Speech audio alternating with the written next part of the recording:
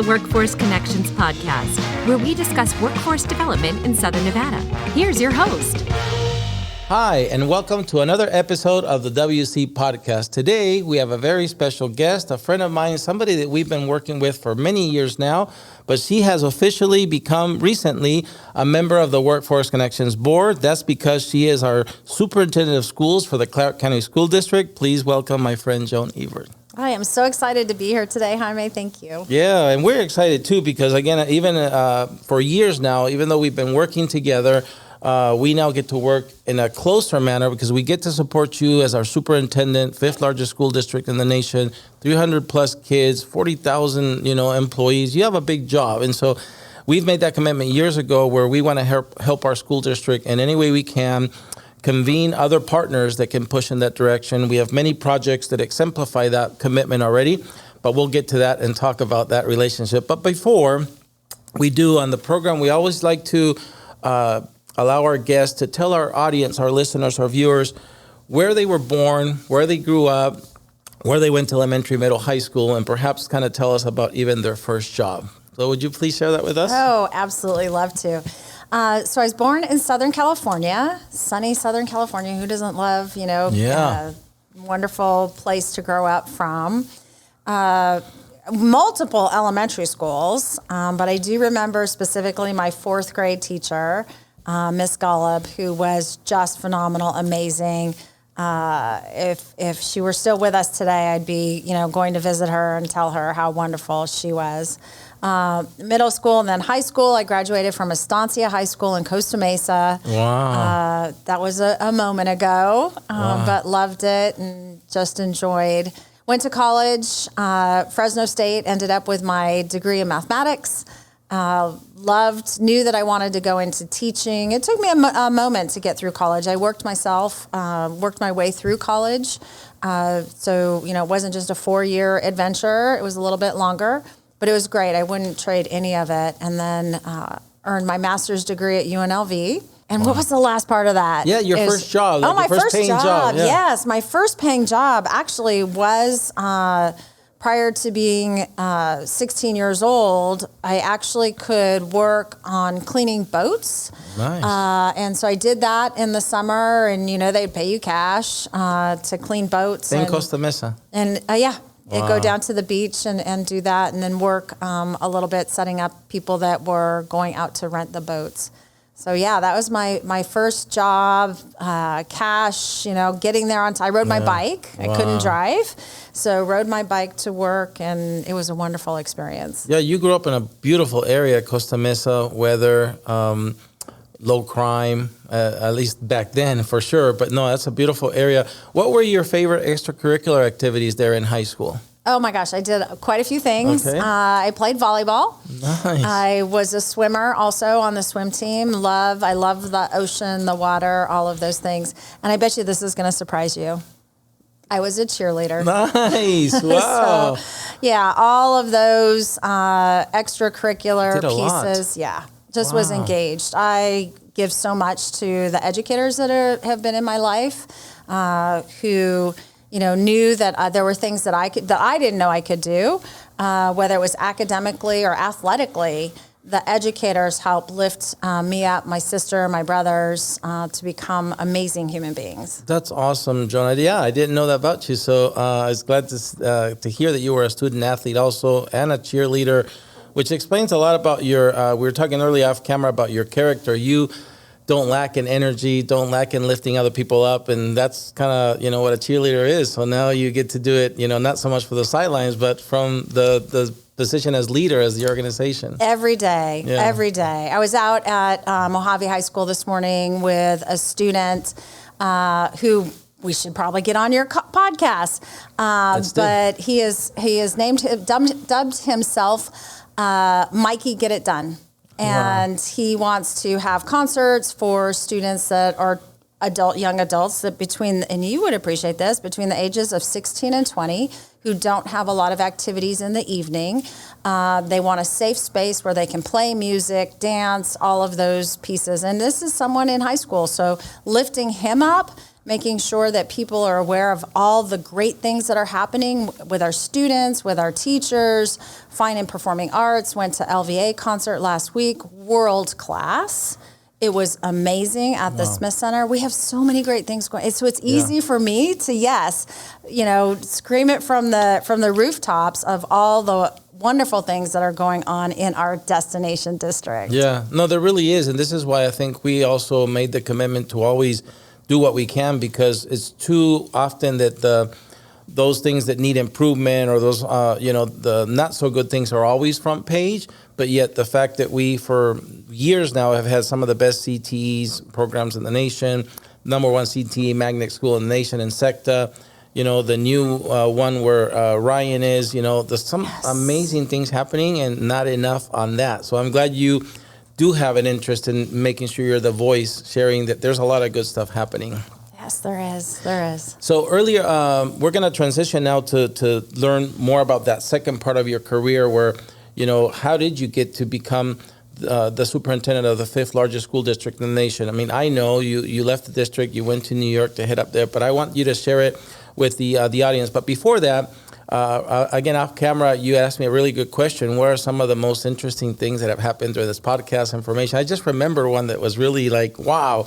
So when Mayor Shirley Berkeley was here, she shared with us when she was at UNLV, one of the things that almost nobody knows is that she was one of the original Hey Reb, I didn't know that. So she wore the costume. Wow. Who would know, right? Okay. A girl student at UNLV. Well, and she's a CCSD graduate as well, right. Valley High School. That's right. We have amazing graduates. So all this information, you hear it first here at the WC podcast. And now we know that our superintendent was a cheerleader. I'm going to see if I can find a photo of that. That would be really, Yeah, exactly. That would be good. But let's go back to your job. Tell us about when you, what were you doing here in the district all those years after getting your master's? And then what led to the opportunity in New York, coming back to the state as our state superintendent and now CCSD? Walk us through those years. Oh my gosh. So my very first job in the Clark County School District was as a mathematics teacher at Von Tobel Middle School, so East Side. That school is actually being rebuilt now, but was very excited to be there. I had some amazing colleagues that I worked with. Then had the opportunity to open up Green Valley High School. Wow. And it was a blessing, brand new school.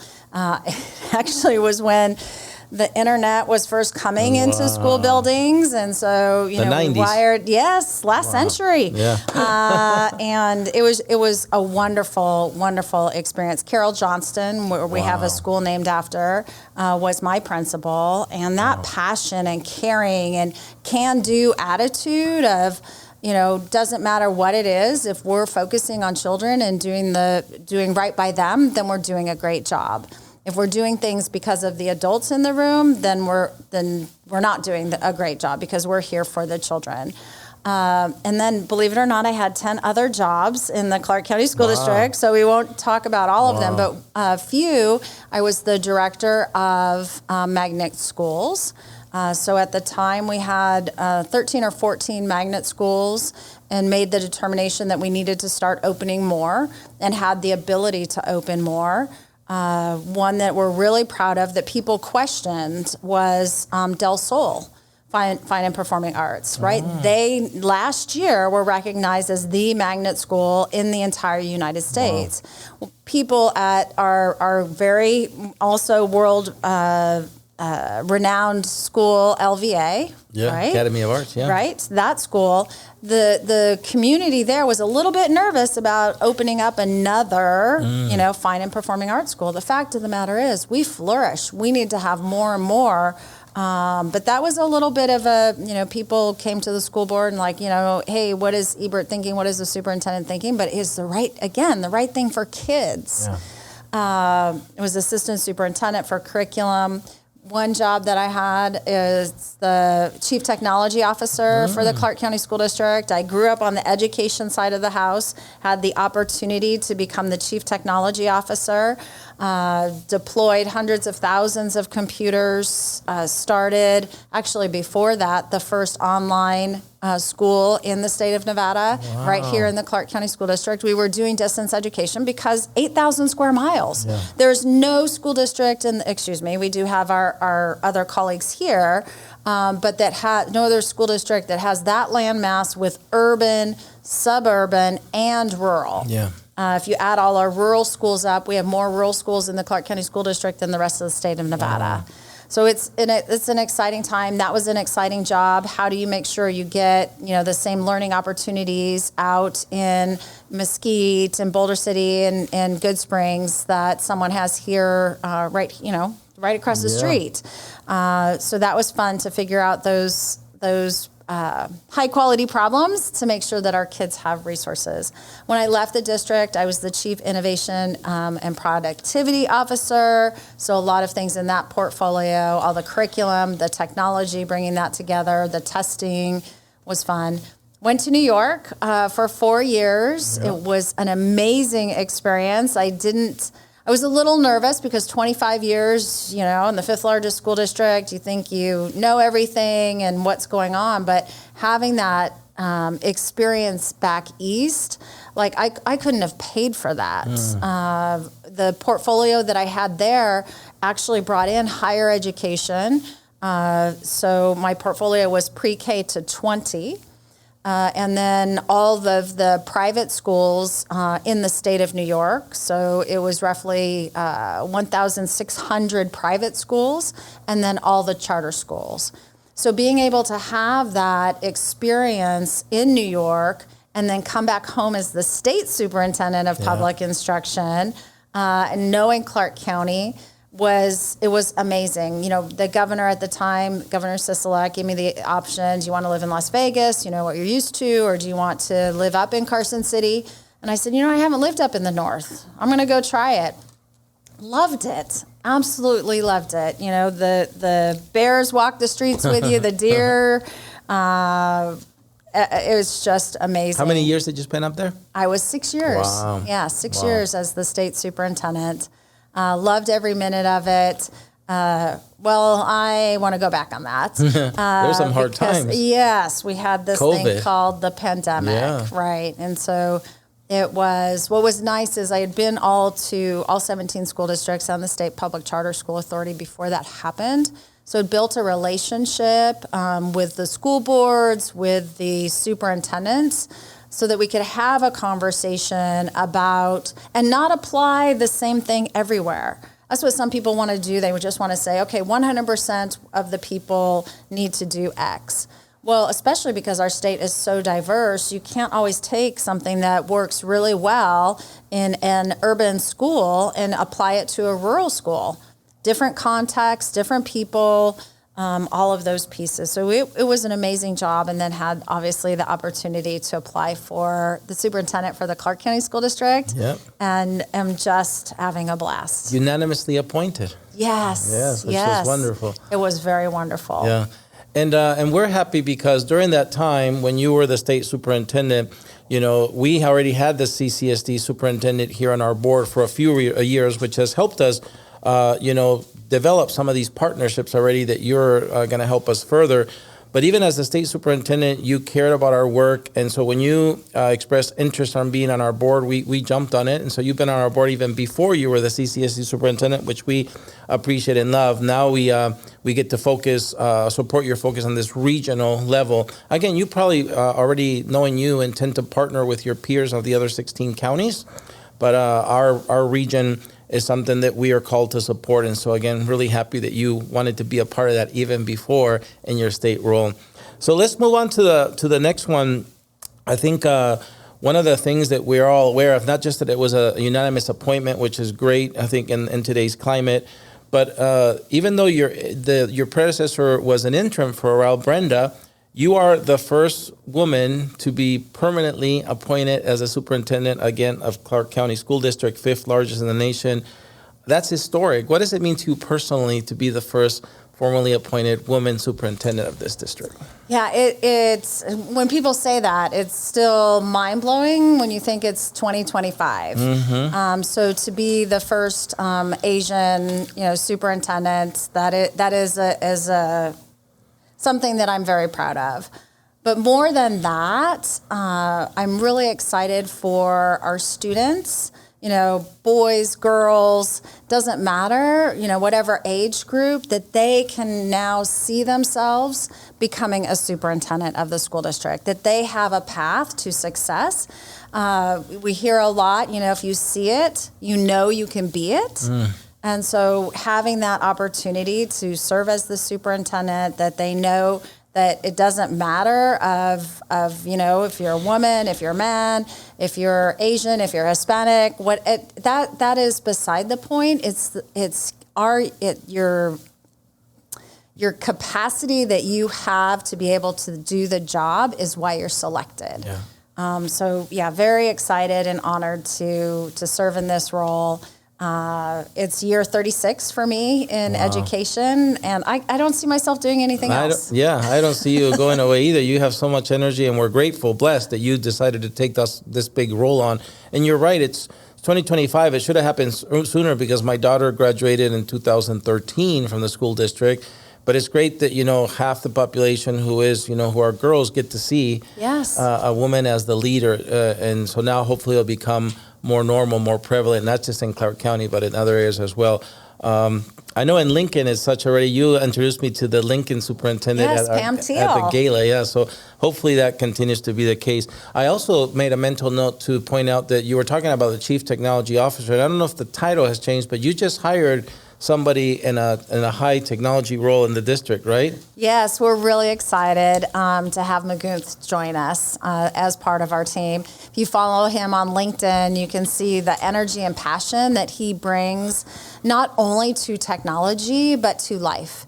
And when we think about how the education context is changing, especially with AI, he has a lot of experience in that area. So we're really excited that he's joined our team. Me too. I met him when he was at CSN with Federico Zaragoza's team. So I'm so glad that you now have added that to a team of tremendous talent that you're assembling. Oh my gosh, I have the best talent in the entire United States. Yeah. 2 deputies, Dr. Jessie Welsh and Dr. She doesn't have her doctorate yet, but I'll give her a doctorate today. Give it to her. Felicia Gonzalez, as you mentioned, Magunth, Kirsten Sear. Yeah. You know Kirsten. Oh yeah, she is amazing in her own right. Yeah. The work that she's done prior in the Clark County School District, and then going to the Public Education Foundation, and now back home to our amazing district.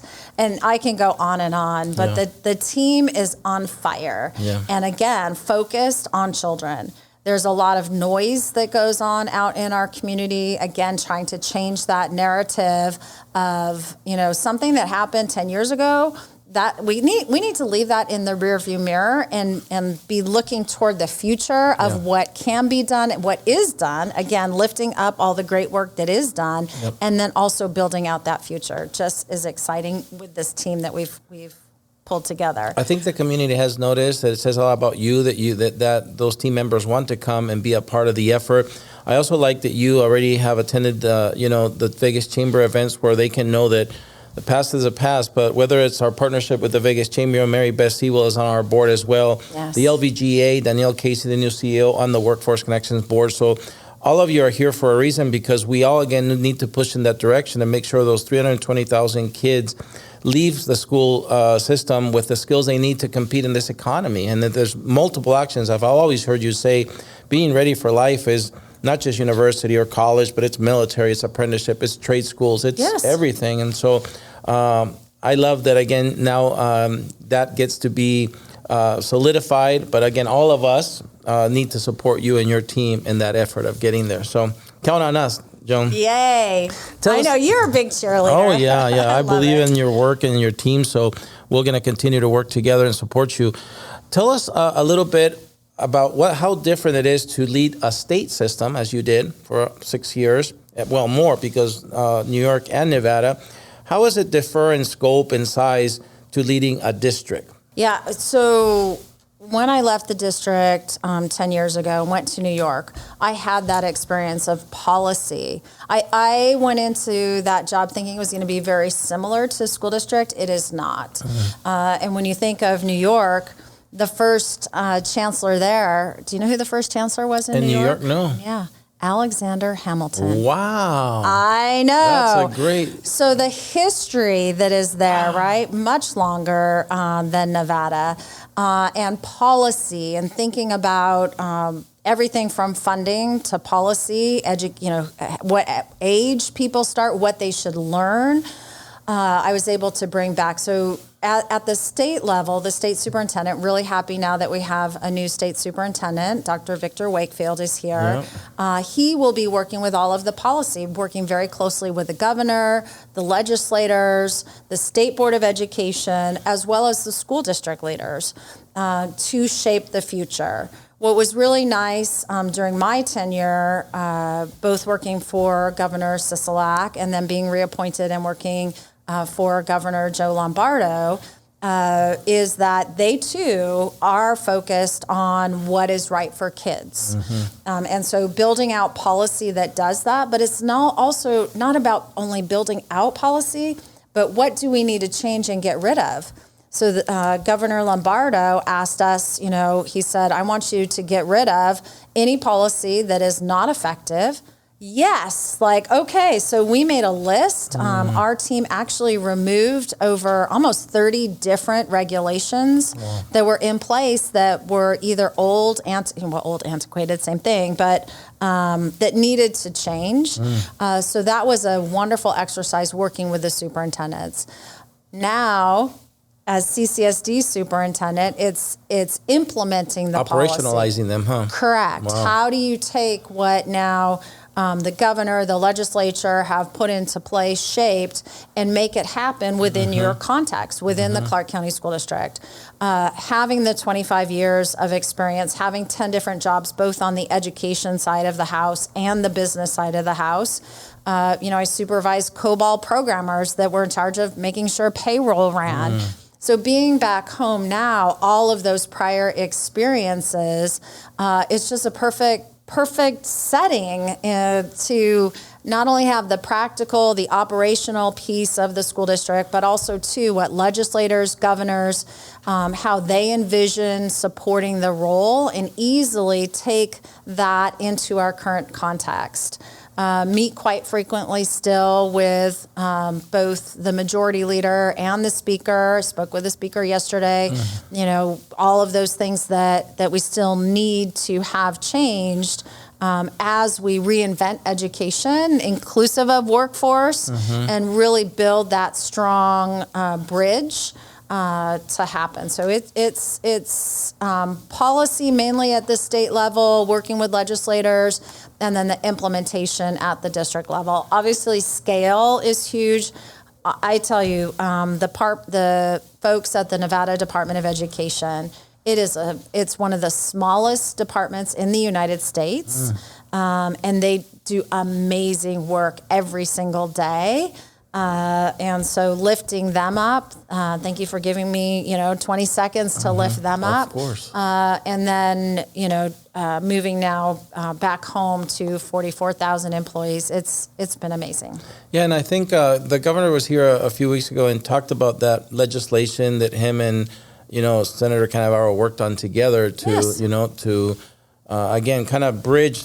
There's not enough bridges today, right? So everything is here polarized, but how they were able to come together to, again, pass state legislation that really reinforces the investment needed in the K-12 system.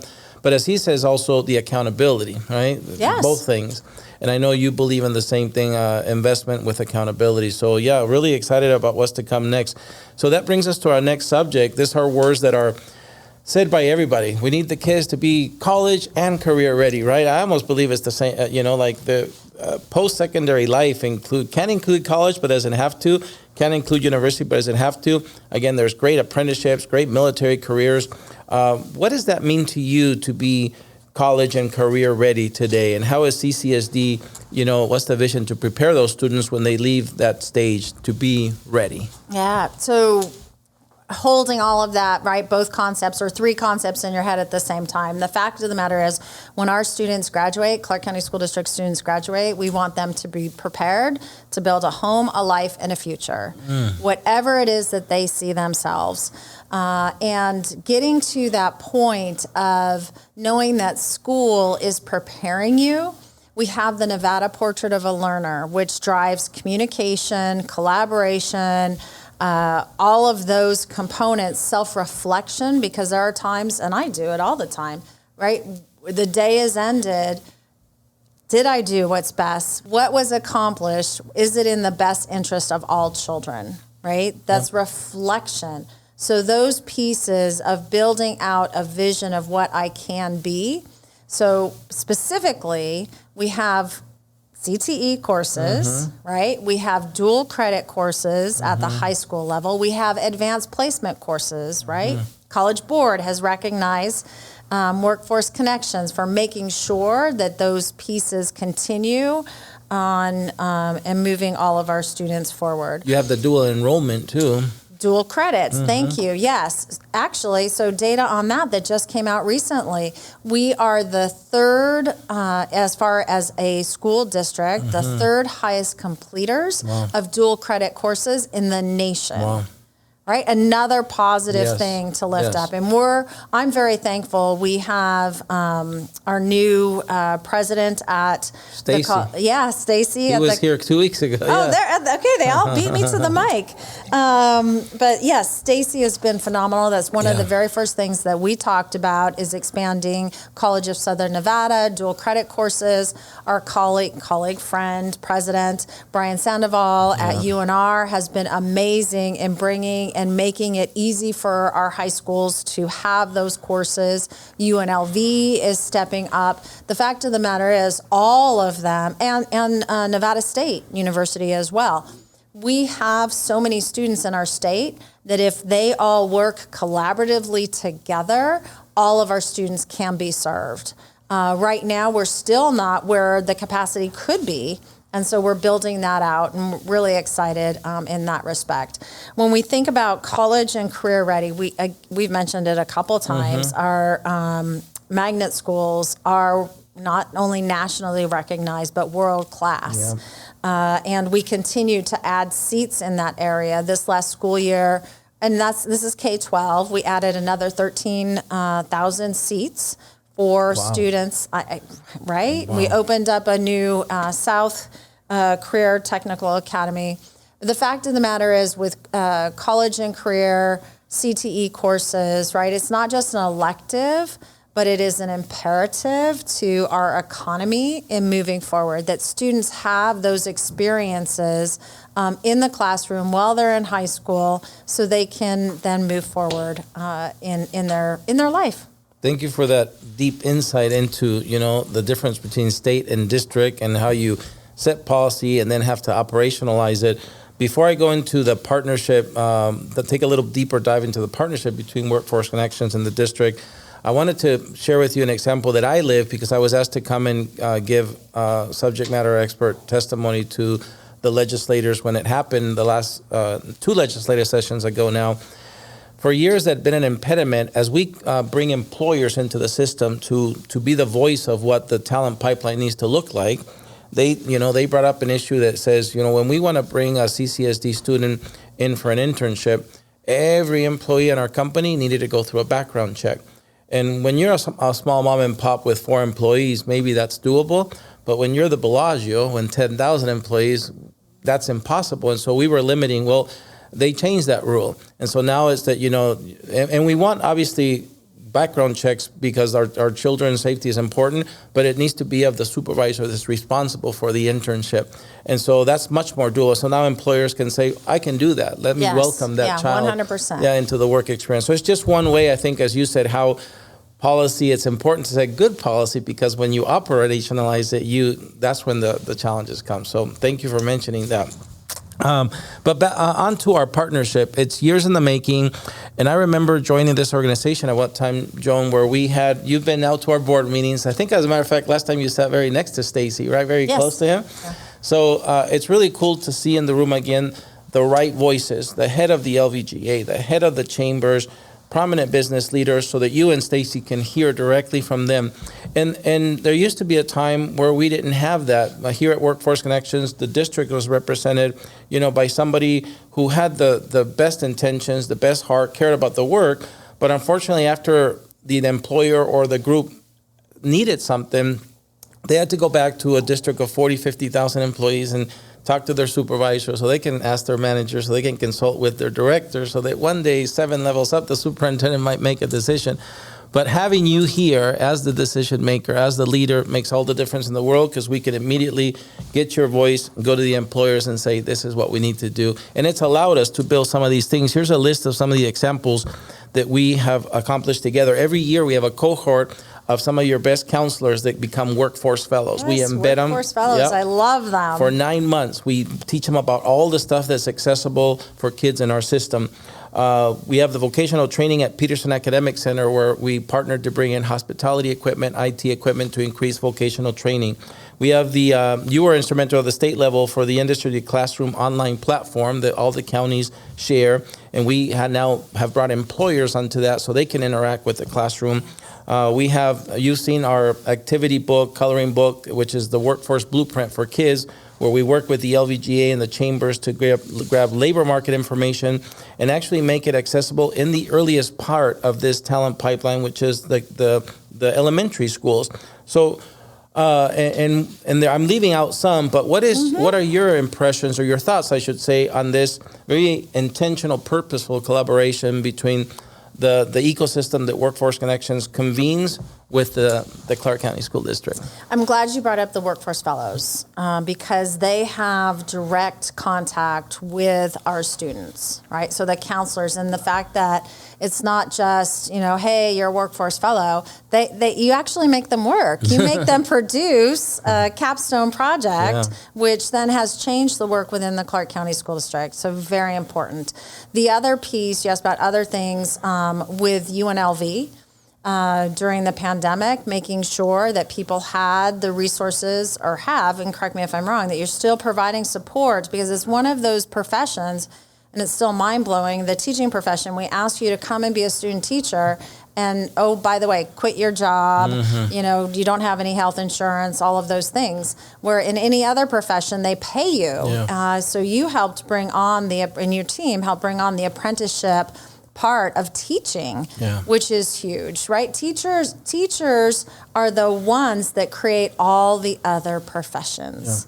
Highly effective, engaging teachers will drive the future for all of us. And when we talk about the economic stability within our state quite often, but the two-way piece of not just Workforce Connections providing for Clark County School District, but Clark County School District also making sure that the doors are open. So I don't know if you know this, but Crystal and I were sitting next to each other, not this last board meeting, but she was saying that hey, we're learning about insurance and all those other pieces. Can you help me get there? And once she flagged it, it was about 24 hours, maybe 72, That's that awesome. we got back to her and said, this is what needs to be done.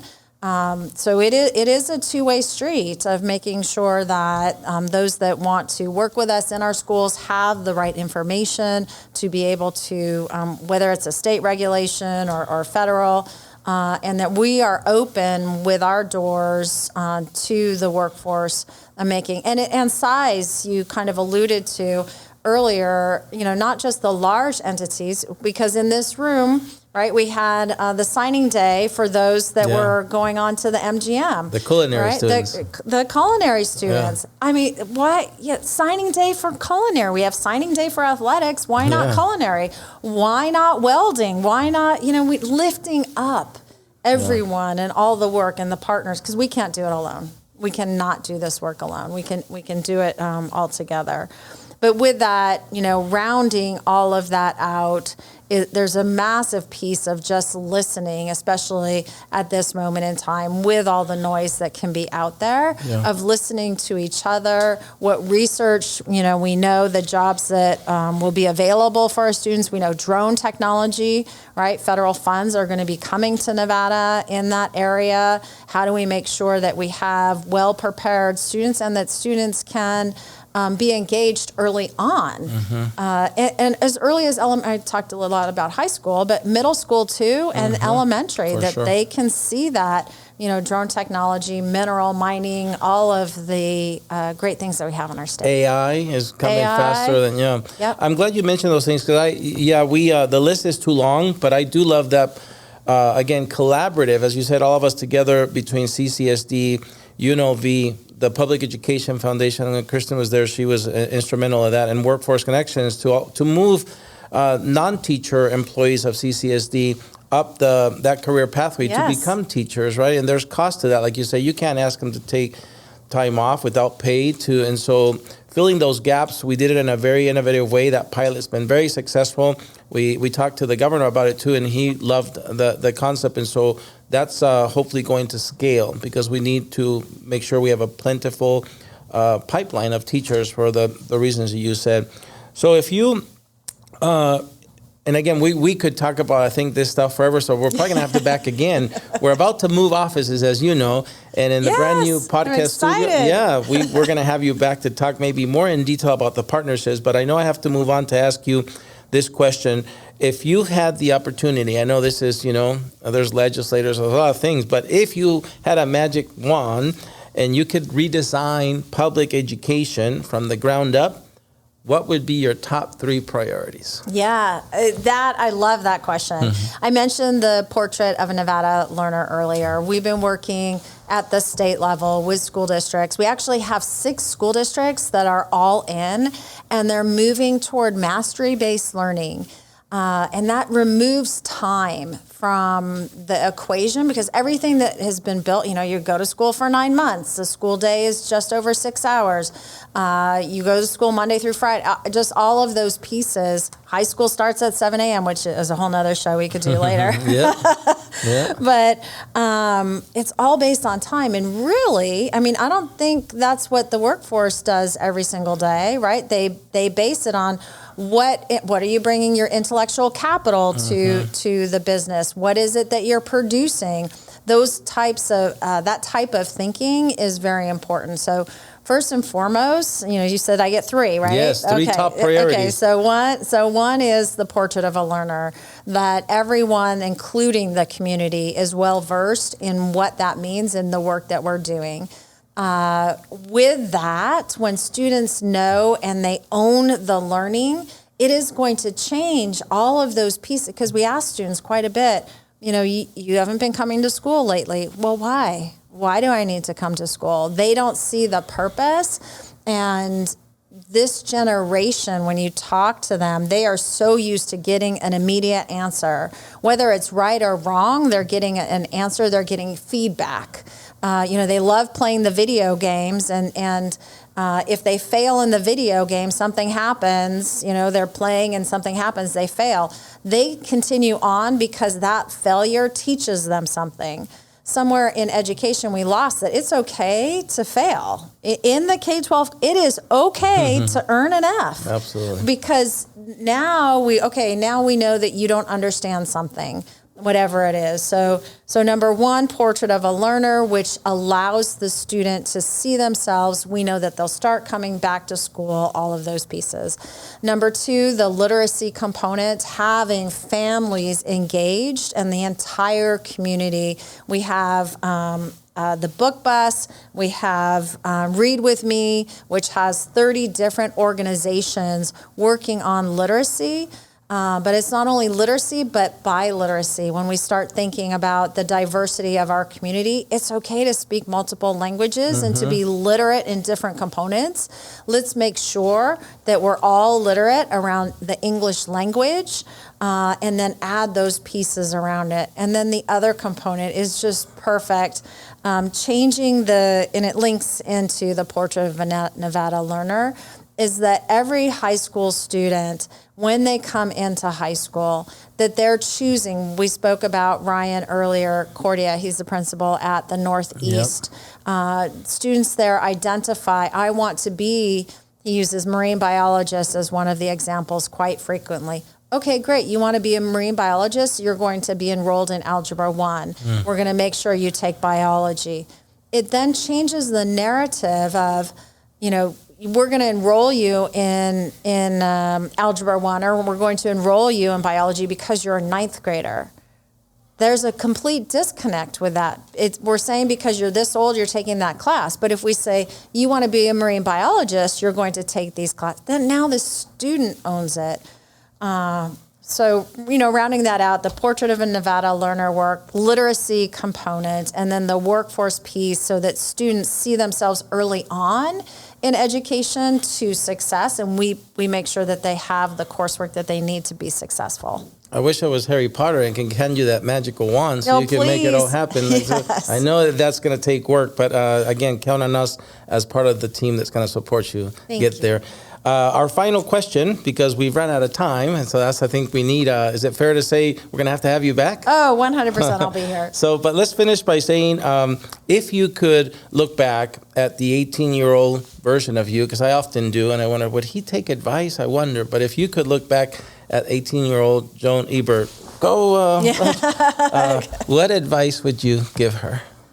I would say to that young lady who had a lot of spirit, who still does have a lot of spirit. She does. But to that young lady, to continue on the path. And I have been blessed. And so I wouldn't say, do something differently, but to make sure to enjoy the path that she's going to travel or has traveled. And bring it all in and just love being who she is. Awesome. That's great advice. Well, my friend, thank you for being here. We could go on forever, but we'll have to schedule a second one. And again, count us in as part of your team. Thank you. I appreciate you. Thank you, Jhone. I appreciate you. That's it for another episode of the WC Podcast. We hope to see you at a future one. Until then, stay safe.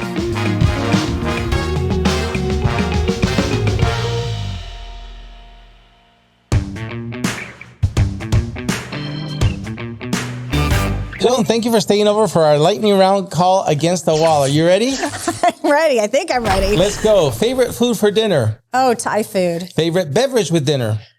Water. Favorite dessert after dinner? I don't always have dessert, but let's choose ice cream. Favorite way to start your day? Oh, I love doing Wordle and connections. Favorite way to unwind after a long day? Going for a walk and just having quiet space. Favorite hobby or weekend activity? Walking and relaxing. Favorite vacation spot? Oh, anything that has to do with water. Favorite holiday or celebration?